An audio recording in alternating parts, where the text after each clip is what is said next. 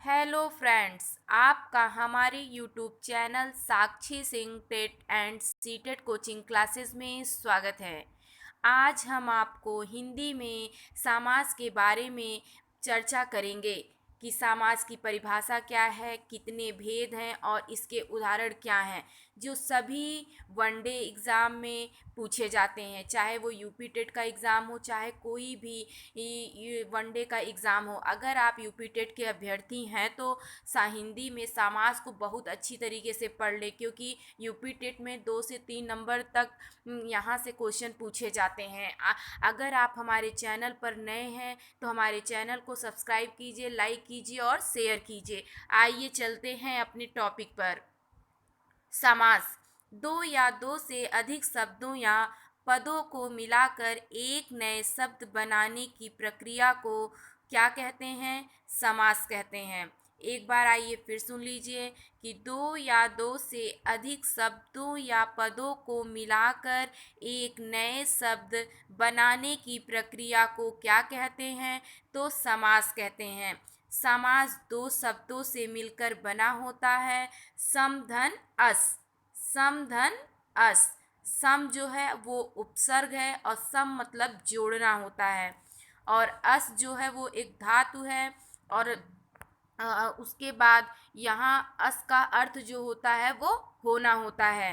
ठीक है, तो आप ये जान जाइए कि दो दो या दो से अधिक शब्दों या पदों को मिलाकर जहाँ पर एक नया शब्द बनता है उसी की प्रक्रिया को समास कहा जाता है।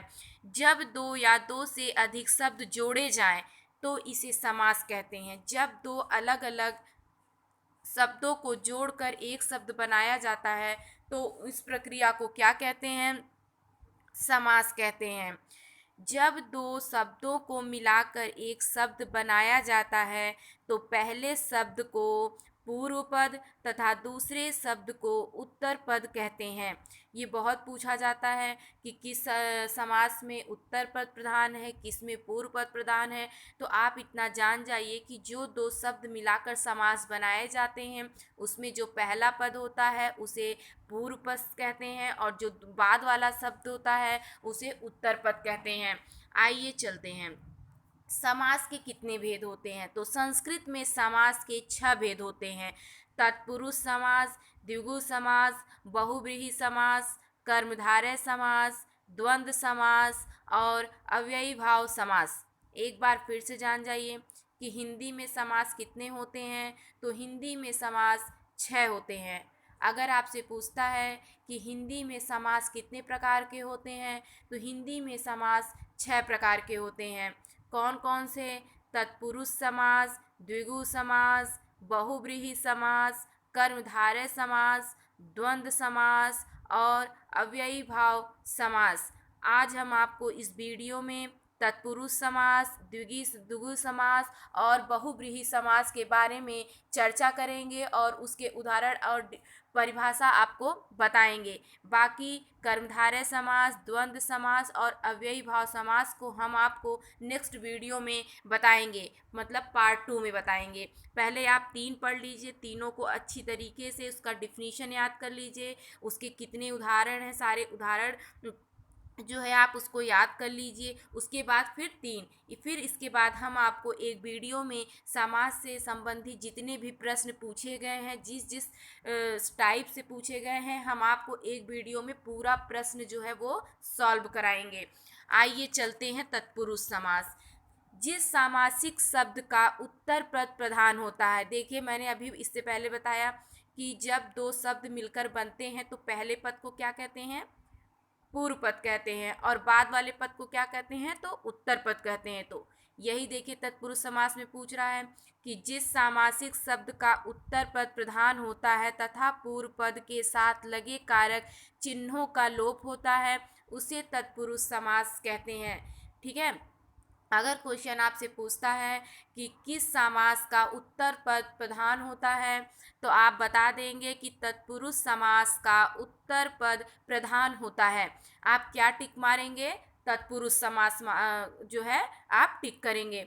उसके बाद फिर क्या कह रहा है? तथा पूर्व पद के साथ लगे कारक चिन्हों का लोप हो जाता है उसे तत्पुरुष समास कहते हैं। क्या कहते हैं उसे?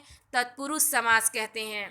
मतलब अगर आपसे तत्पुरुष की बात करता है तो आप तुरंत जान जाएंगे कि इसमें कारक चिन्ह का लोप भी होगा और इसका उत्तर पद प्रधान भी होगा। तो तत्पुरुष समास के कितने प्रकार होते हैं? तो तत्पुरुष समास का 6 प्रकार होते हैं।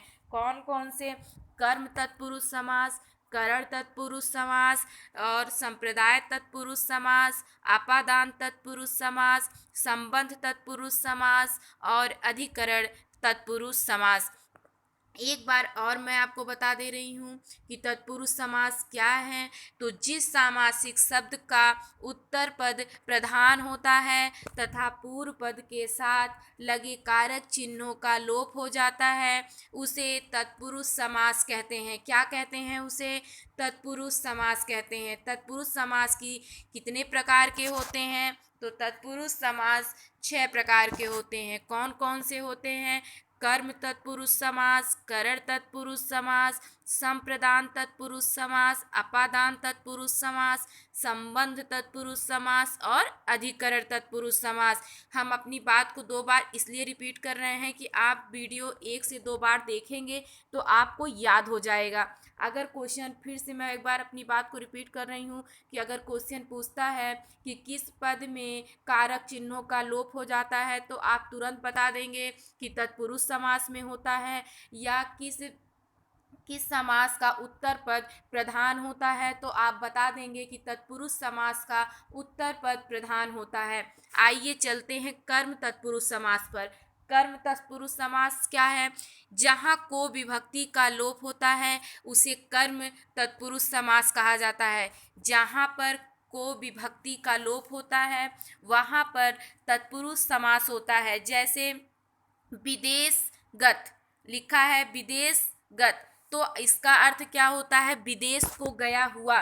तो यहाँ पर जो विभक्ति है वो क्या है? को है। तो आप ये जान जाएंगे कि यहाँ पर कौन सा समास है? तो कर्म तत्पुरुष समास है।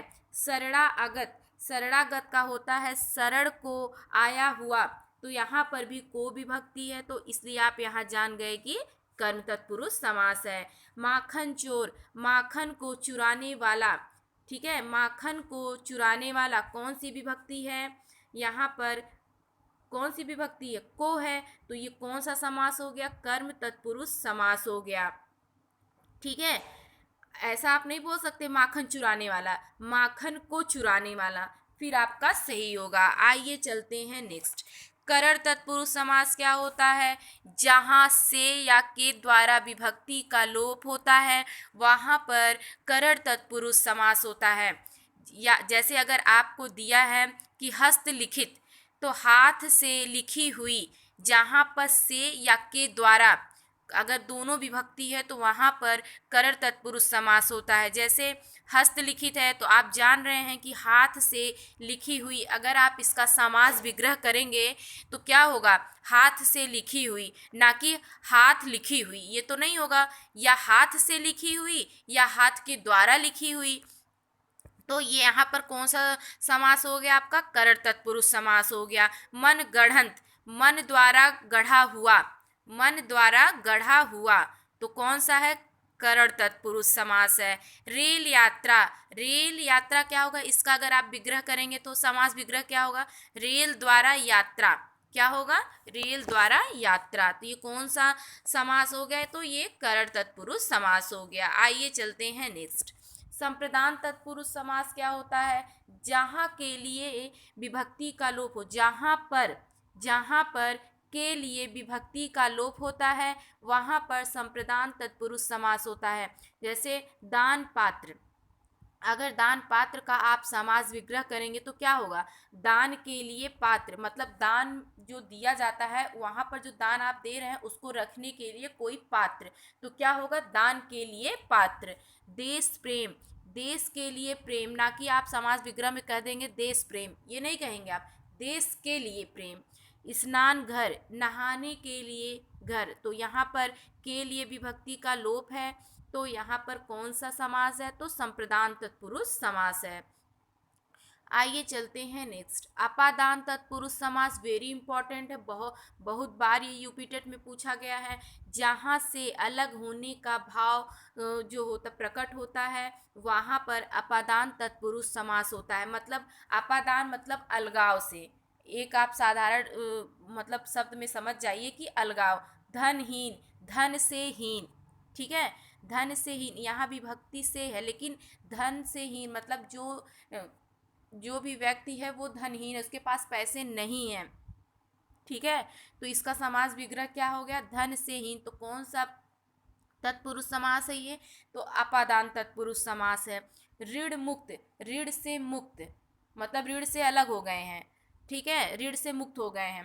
तो यहाँ कौन सा अलग हो गए हैं, तो यहाँ कौन सा समास है, तो यहाँ अपादान तत्पुरुष समास है। प्रदूषण रहित, प्रदूषण से रहित कौन सा समास है, तो अपादान तत्पुरुष समास है।